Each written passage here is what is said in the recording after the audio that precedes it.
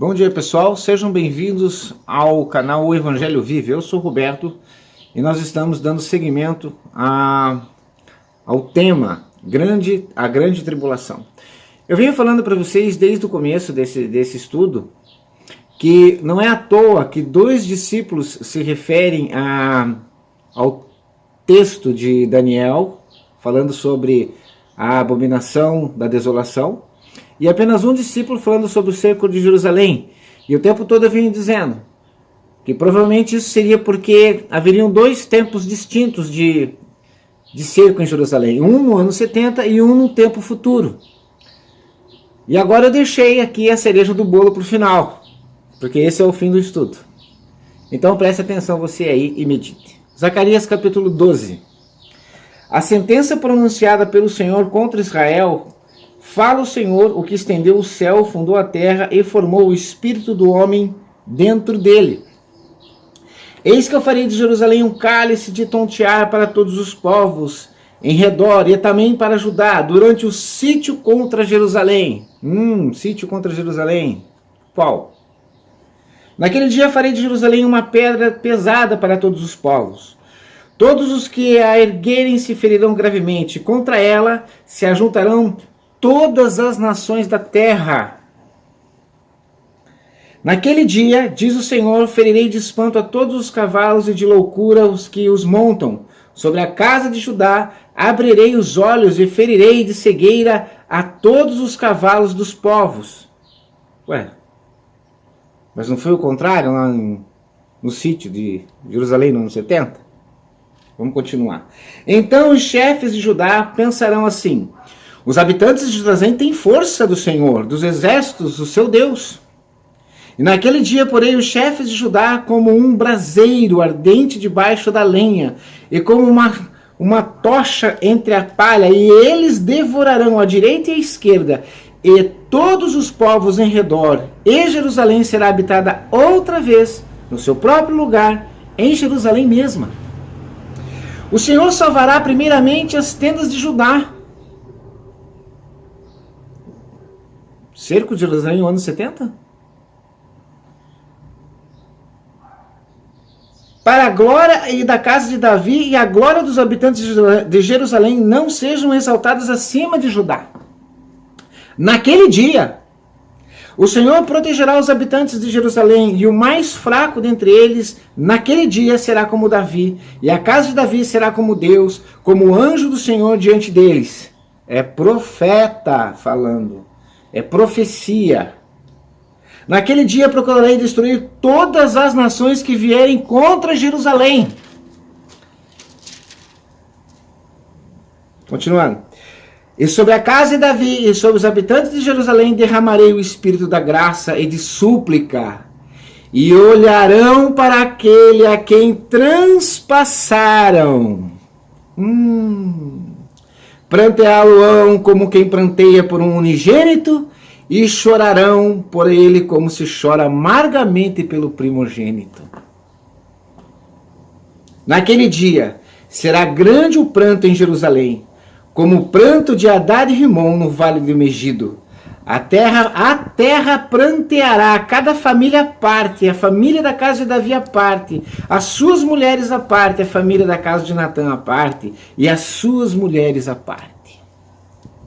A família da casa de Levi à parte, as suas mulheres à parte, a família da dos Simeitas à parte, e de suas mulheres à parte. Todas as famílias, cada família à parte, e suas mulheres à parte. Aqui, querido, está a profecia de que o cerco de Jerusalém é feito em duas etapas, uma no ano 70 e uma num tempo futuro. E no tempo futuro será a vinda do Senhor, onde Jerusalém será sitiada novamente. Bom estudo para todos. Olá pessoal, no começo do vídeo passado eu citei para vocês as três narrativas de Mateus, de Marcos e de Lucas, para que vocês pudessem entender que duas narrativas remetem às profecias de Daniel, e a narrativa de Lucas não faz essa menção de Daniel, porém faz menção do cerco de Jerusalém. Tá? E eu tentei fazer vocês entenderem que há a possibilidade de nós termos duas situações parecidas no contexto da história. Ou seja, uma no ano 70, onde há uma destruição de Jerusalém e, consequentemente, do templo, e uma agora, que nós vamos relatar agora pelo profeta Daniel, no futuro ainda, como se novamente o templo estivesse lá no lugar, como se a cidade estivesse lá no lugar, como está a cidade hoje, como se lá estivesse a adoração, como se lá estivesse sendo feitos os sacrifícios, como era sendo feito, estava sendo feito no ano 70. Então, a possibilidade de um segundo cerco, de uma segunda guerra, fora o que aconteceu no ano 70, vir a acontecer novamente no futuro.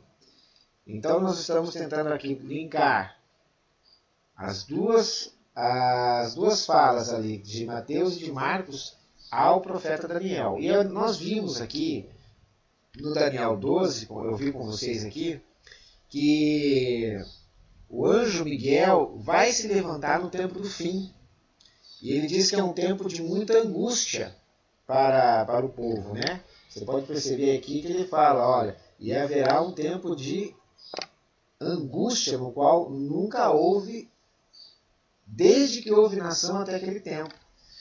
Outra coisa que você pode perceber aqui no capítulo 12 é que ele faz menção de que esse tempo de angústia, ele dura este período, um tempo, tempos e metade de um tempo, para que dê oportunidade de acabar, de espalhar o poder do povo santo. Então, esse tempo, tempos e metade de um tempo, na verdade, é para que se termine de espalhar o poder do povo santo. E mais aqui embaixo, ele diz assim, muitos serão purificados e embranquecidos e provados nesse tempo, tempos e metade de um tempo. Né? No final do capítulo 11, por exemplo, ele diz aqui, no tempo determinado tornará a vir em direção do sul, mas não será a última vez como foi na primeira. A impressão que eu tenho aqui é até que se referindo ao ano 70. Porque virão contra eles navios de Quitim, que lhe causarão tristeza, e voltará e se indignará contra a santa aliança, e fará o que lhe aprouver, e voltará e atenderá os que tiverem abandonado a santa aliança. E braços serão colocados sobre ele, que profanarão o santuário e a fortaleza, e tirarão o sacrifício contínuo, estabelecendo a abominação desoladora. Isso está aqui relatado no capítulo 12. Muitos serão purificados, embranquecidos e provados, mas os ímpios procederão impiamente. E nenhum dos ímpios entenderá, mas os sábios entenderão. E desde o tempo em que o sacrifício contínuo for tirado e posta a abominação desoladora, haverá 1290 dias. Querido, esse 1290 dias aqui, ele tem uma relação muito grande com o capítulo 11 de Apocalipse, que diz aqui, deixa o átrio que está fora do santuário não meças, está aqui, ó, porque foi dado aos gentios, e eles pisarão a cidade santa por 42 meses. 42 meses é 1260 dias. Ok? 42 meses é 1260 dias. Que pode ser também 3 anos e meio. 42 meses, 1260 dias e 3 anos e meio é o mesmo período de contagem. Tá?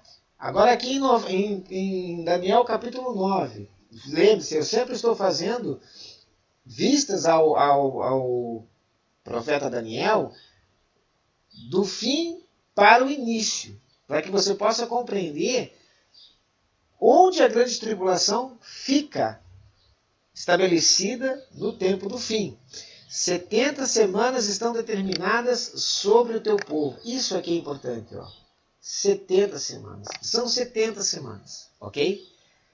Sabe e entende, da saída da ordem para restaurar e edificar Jerusalém até ao Messias. Estamos aqui. Até ao Messias. Haverá 7 semanas e 62 semanas. Se você somar aqui até o Messias, é até a vinda de Cristo, lá no momento em que o Verbo se fez carne, até o momento em que o Verbo foi colocado na cruz e foi morto, tem 7 mais 62, dá 69. Será cortado o Messias. Aqui fala então da crucificação de Cristo. Ah? E o povo do príncipe que há de vir destruirá a cidade e o santuário. O povo do príncipe que há de vir e destruirá a cidade e o santuário. Daniel diz que esse momento aqui é no momento aonde será precedido, no momento seguinte, haverá uma ressurreição. Olha aqui, ó. E muitos dos que dormem no pó da terra ressuscitarão, uns para a vida eterna e outros para a vergonha eterna. E ele cita aqui. E desde o tempo em que o sacrifício contínuo for tirado e posta a abominação desoladora, haverá 1290 dias. Bem próximo dos 1260 dias de Apocalipse. Ou seja, estamos falando de 3 anos e meio finais da vinda do Senhor. De um total de 7 anos. O que nos remete exatamente à semana que está faltando aqui, ó, nas 70 semanas de Daniel. Temos 69 já cumpridas. Falta uma que não se cumpriu. E ela está aqui, no capítulo 12. Falando do tempo e metade de um tempo. Referindo-se a 3 anos e meio. 1260 dias. E está escrito aqui em Apocalipse. Mas deixa o átrio que está fora do santuário e não meças, não tire medida, porque foi dado aos gentios, e eles pisarão a cidade santa por 42 meses. Esse tempo aqui, queridos, vai ser um tempo de guerra. Olha o que diz em Daniel capítulo 7. Vamos aqui a Daniel capítulo 7.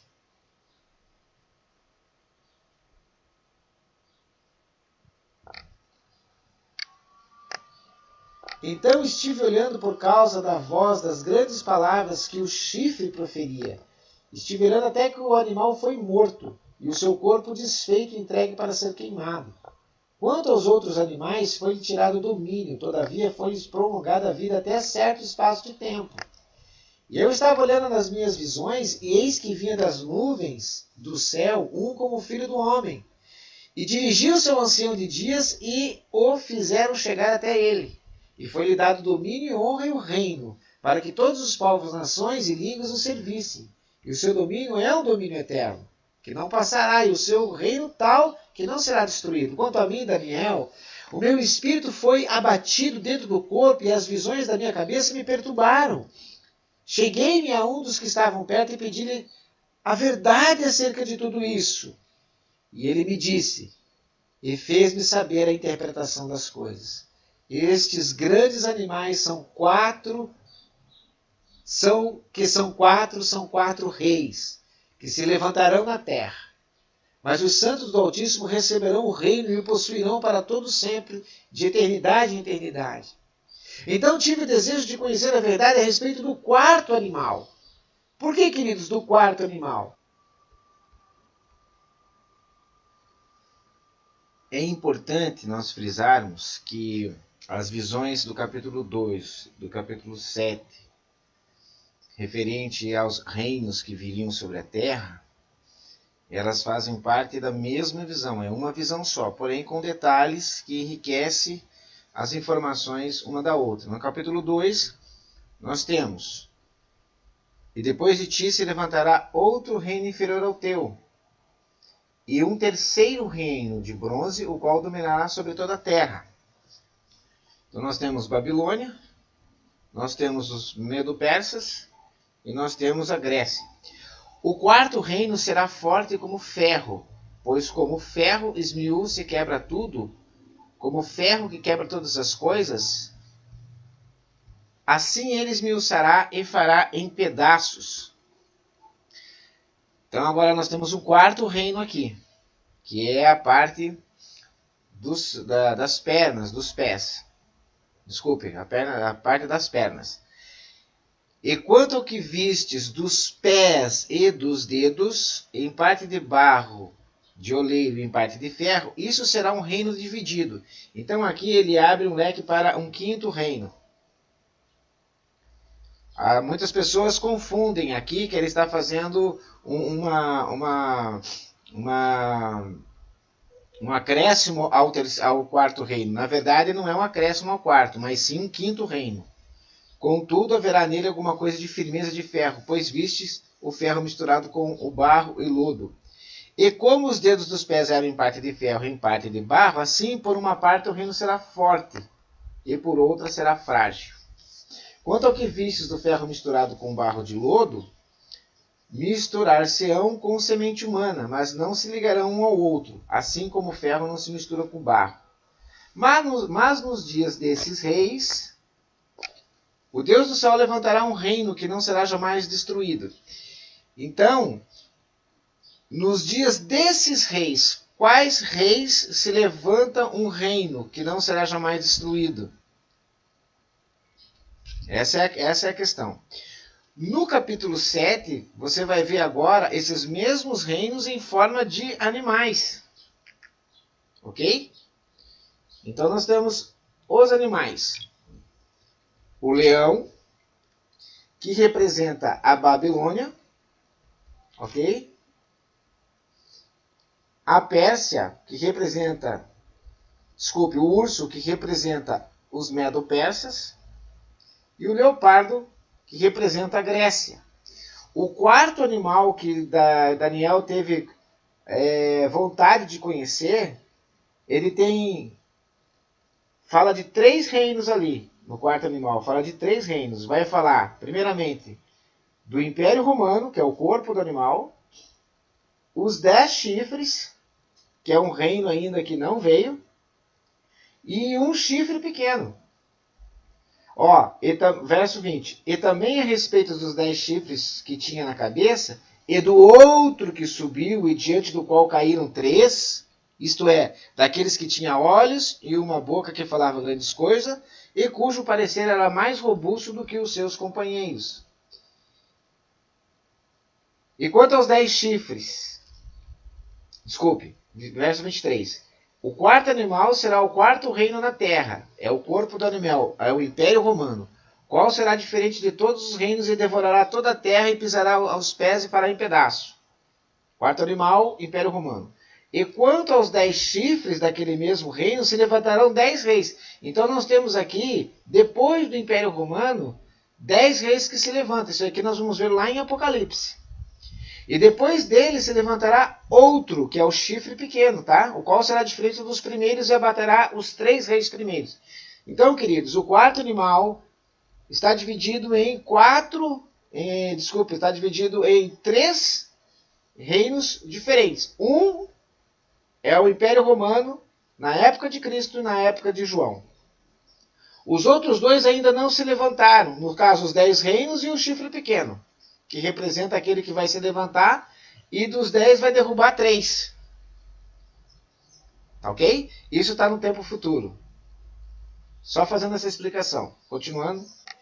Então aqui, queridos, eu faço o link com o capítulo 11 de Apocalipse. Por que o capítulo 11 de Apocalipse? Porque essas 2 testemunhas que vão ser narradas aqui no capítulo 11, elas são figuras de 2 povos. 2 povos. Por que 2 povos, Roberto? Porque aqui está a revelação. E concederei as minhas 2 testemunhas que profetizem por 1260 dias. Isso aqui é 3 anos e meio. Isso aqui é tempo e metade de um tempo. Aqui está a revelação. Estas são as 2 oliveiras e os 2 candeeiros que estão diante da terra, do Senhor da terra. 2 oliveiras, 2 candeeiros que estão diante do Senhor da terra. Vem comigo aqui em Zacarias capítulo 4 para nós vermos quem são as 2 oliveiras. E o anjo que falava comigo voltou e despertou-me como a um homem que é despertado do seu sono. E disse-me, que vês? Eu disse, olho, e eis que vejo um castiçal todo de ouro, um vaso de azeite no seu topo, com as suas 7 lâmpadas, 7 canudos, um para cada uma das lâmpadas que estão no seu topo. E por cima dele 2 oliveiras, uma à direita do vaso de azeite e a outra à sua esquerda. Respondi dizendo ao anjo que falava comigo, Senhor meu, que é isto? E então respondeu o anjo que falava comigo, dizendo-me, não sabes tu o que é isto? E eu disse, não, Senhor meu. E respondeu-me dizendo, esta é a palavra do Senhor a Zorobabel, não por força nem por violência, mas sim pelo meu espírito, diz o Senhor dos Exércitos. Quem és tu, ó grande monte? Diante de Zorobabel tornar-te-ás uma campina, porque ele trará a pedra angular com aclamações, graça a ela. E a palavra do Senhor veio novamente a mim, dizendo, as mãos de Zorobabel têm lançado os alicerces desta casa, também as suas mãos a acabarão, para que saibais que o Senhor dos Exércitos me enviou a vós. Porque quem despreza o dia das coisas pequenas? Pois esses se alegrarão vendo o prumo na mão de Zorobabel. Estes são os 7 olhos do Senhor, que percorrem toda a terra.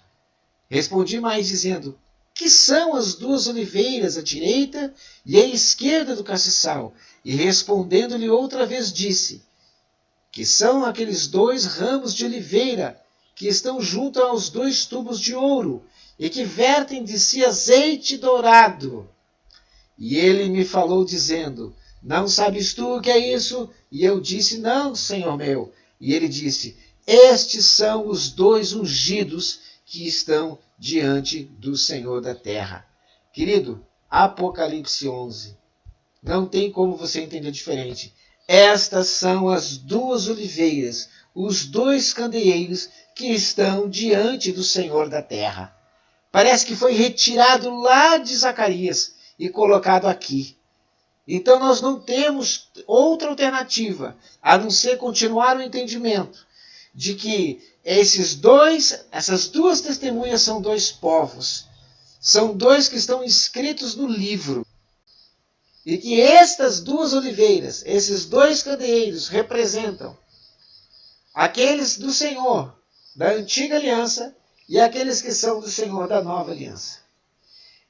Estes 2 profetizarão por 1260 dias, ou seja, por 3 anos e meio, por 1260 dias, por 42 meses, eles pisarão a cidade santa e profetizarão acerca do Senhor. E nesse momento, eles, ao final da profecia, ao final dos 3 anos, dos primeiros 3 anos e meio, eles serão mortos, como está escrito no decorrer deste capítulo. Por isso eu digo, aqui no capítulo 9, o povo do príncipe que há de vir destruirá a cidade e o santuário, e o seu fim será como uma inundação, e até o fim haverá guerras, e são determinadas assolações. E é isso que está por acontecer. Agora, na construção, na reconstrução do 3º templo. Nós podemos ver aqui, na sequência do capítulo 9, que diz assim, ele firmará a aliança com muitos por 1 semana, e na metade da semana fará cessar o sacrifício e a oferta de manjares, a oblação. 1 semana, 7 anos. Metade da semana, 3 anos e meio. E na metade da semana fará cessar o sacrifício. Isso aqui está relatado no capítulo 12. Está aqui, ó. Lá no verso 1. E naquele tempo se levantará Miguel, o grande príncipe, que se levanta a favor dos filhos do teu povo. E haverá um tempo de angústia, o qual nunca houve, desde que houve nação até aquele tempo. Mas naquele tempo livrar-se-á o teu povo, todo aquele que for achado escrito no livro. Todo aquele, judeus e cristãos, achados escritos no livro. Eu acho interessante que tem muitos cristãos que dizem que só eles estão escritos no livro. Por quê? Porque foram da aliança segundo a salvação em Cristo. Mas deixa eu te falar, este livro não foi aberto na cruz de Cristo. Esse livro está aberto desde a eternidade. Tem muita gente sendo inscrita nesse livro, e esse livro está aberto desde a eternidade, para judeus e para cristãos. E aqui está escrito: desde o tempo em que o sacrifício contínuo for tirado e colocado a abominação, haverá 1290 dias. Daniel 9. Ele firmará aliança com muitos por uma semana, e na metade da semana fará cessar o sacrifício, e sobre as asas da abominação virá o assolador. Ou seja, na metade da semana ele entrará com o sacrilégio terrível. Na metade da semana ele entrará com o sacrilégio terrível no templo. E aí sim, nesse momento, Miguel será levantado sobre a terra, e ele virá, como está aqui no capítulo 12. E naquele tempo se levantará Miguel, o grande príncipe, que se levanta a favor do teu povo, e haverá um tempo de angústia. Então serão 3 anos e meio de guerra. Haverá invasão em Jerusalém. Então assim, queridos, finalizando agora o vídeo, o que Jesus nos diz? Quando, pois, virdes que a abominação da desolação de que falou o profeta Daniel está no lugar santo, quem lê entenda. Então os que estiverem na Judéia fujam para os montes. Quem estiver sobre o telhado, não desça para tirar alguma coisa da sua casa. Quem estiver no campo, não volte atrás a buscar suas vestes. Mas ai das grávidas e das que amamentarem naqueles dias. Orai para que a vossa fuga não ocorra no inverno nem no sábado. Por quê? Porque haverá as 2 alianças, haverá os 2 candeeiros, haverá as 2 oliveiras profetizando sobre a terra. E se aqueles dias não fossem abreviados, nenhuma carne se salvaria. Mas por causa dos escolhidos serão abreviados aqueles dias. Então se alguém disser, eis que o Cristo está aqui ou ali, não lhes deis crédito. Por quê? Porque restam 3 anos e meio ainda. Porque surgirão falsos cristos, falsos profetas, farão grandes sinais e prodígios. Se possível fora, enganariam até os escolhidos. E eis que eu vos tenho predito. Portanto, se vos disserem, eis que ele está no deserto, não saiais. Eis que ele está no interior da casa, não acrediteis. Porque assim como o relâmpago sai do oriente e se mostra até o ocidente, assim será também a vinda do Filho do Homem. Pois aonde estiver o cadáver, aí se ajuntarão as águias. Aqui está falando dos anjos, quando eles vierem recolher o corpo de Cristo. Aquele que estará no final dessa grande tribulação, no final dos 3 anos e meio. Ao fim dos 7 anos, e logo depois da aflição daqueles dias, o sol escurecerá e a lua não dará sua luz. As estrelas cairão do céu, as potências do céu serão abaladas. Só que neste momento aqui, querido, aparecerá no céu o Filho do Homem, e todas as tribos da terra se lamentarão.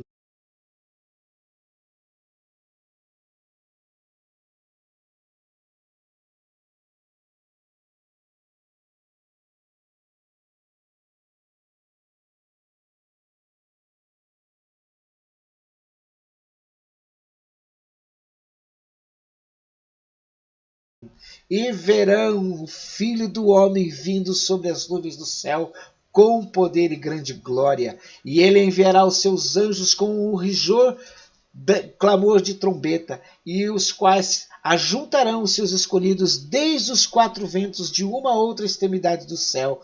Então aprendei, pois, esta parábola. Quando já os seus ramos se tornarem tenros e brotam as folhas, sabei que está próximo o verão. E estes ramos aqui, querido, aprendei com esse, quando tornam-se tenros e brotem as folhas, sabei que está próximo o verão. Querido, isso aqui nos remete ao princípio das dores, ao que Jesus começa a falar lá, princípio das dores. Igualmente, quando vir de todas estas coisas, sabei que está próximo às portas.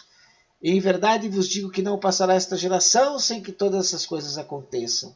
O céu e a terra passarão, mas as minhas palavras não hão de passar.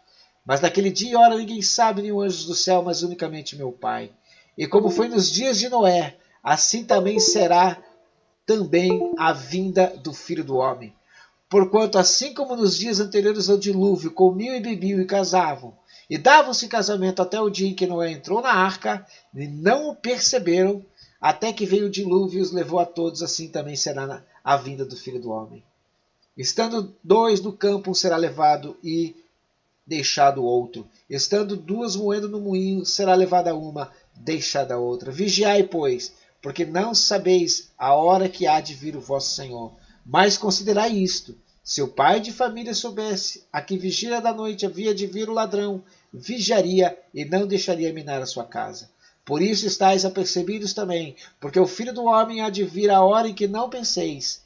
Quem é, pois, o servo fiel e prudente que o seu Senhor constituiu sobre a sua casa para dar o seu sustento a seu tempo? Bem-aventurado aquele servo que o Senhor, quando vier, achar servindo assim. Em verdade vos digo que porá sobre todos os seus bens. Mas aquele mau servo disser no seu coração: o meu Senhor tarde virá. O meu Senhor vai demorar 1000 anos, talvez 5000 anos para vir. E começar a espancar os seus conservos, e a comer e a beber com os seus ébrios. Virá o Senhor daquele servo no dia em que eu não espera, e a hora em que ele não sabe, e separá-lo-á, e destinará a sua parte com os hipócritas. Ali haverá pranto e ranger de dentes. E eu quero encerrar esse estudo, querido, e dar um conselho para você, irmão. Seja você católico, seja você protestante, seja você evangélico, de qualquer religião. Se o teu sentimento não for o de viver, como se o dia do Senhor fosse amanhã, como se a vinda do Senhor estivesse para ser amanhã, como se tudo isso fosse acontecer amanhã, você estivesse colocando tudo isso para um futuro daqui a 1000, 2000, 5000 anos, eu quero te dar um conselho. Você será pego como está escrito aqui. Virá o Senhor daquele servo num dia em que ele não espera, numa hora em que ele não sabe, e separá-lo-á, e destinará a sua parte com os hipócritas, e haverá pranto e ranger de dentes. Então, querido, viva como se fosse o teu último dia.